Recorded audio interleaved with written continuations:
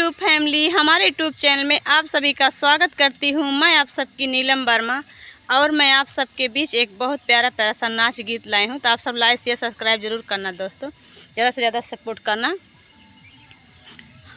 अपनी राय जरूर comment box में बताना। चैत बैसाख पियवा लाए मोर गवानवा, लाए मोर गवानवा, अपना तो सोवै पिया खेत खरी हनवा, अपना तो सोवै पिया खेत खरी हनवा।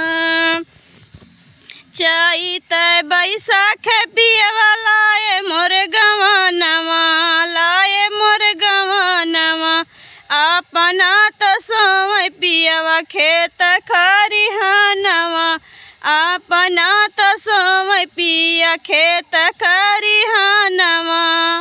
एक दिन बोलऊ तू सासु खाना के बहानवा, एक दिन बोलऊ तू सासु खाना के बहानवा।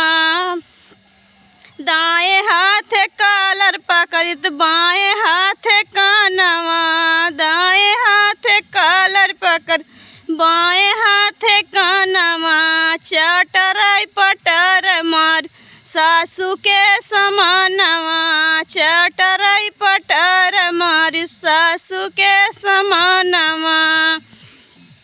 चैत बैसाख पियवा लाए मोर गवानवा, चैत बैसाख पियवा लाए मोर गवानवा, अपना तो सोवै पिया खेत खरी हनवा, अपना तो सोवै पिया खेत खरी हनवा। एक दिन बोलाऊ तू जठनी पानी के बहानवा, एक दिन बोलाऊ तू जठ पानी के बहानवा। दाएं हाथ कालर पकड़ित बाएं हाथ कानवा, चटराई पटर इतना दाएं हाथ कालर पकड़ित बाएं हाथ कानवा, चटराई पटर मारिना जेठनी के समानवा, चटराई पटर मार जेठनी के समानवा।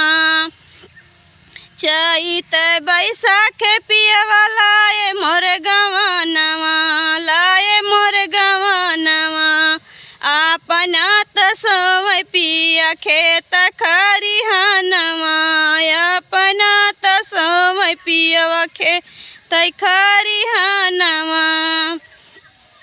एक दिन बोलऊ तू नदी घूमै के बहानवा, एक दिन बोलऊ तू नदी घूमै के बहानवा।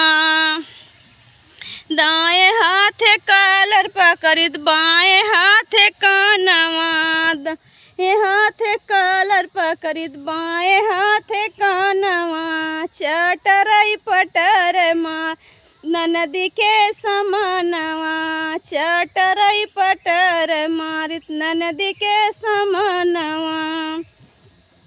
चैत बैसाख पियवा लाए मोर गवानवा, चैत बैसाख पिया लाए मोर गवानवा, अपना तो सोवै पियवा खेत खरी हनवा, अपना तो सोवै पियवा खेत खरी हनवा।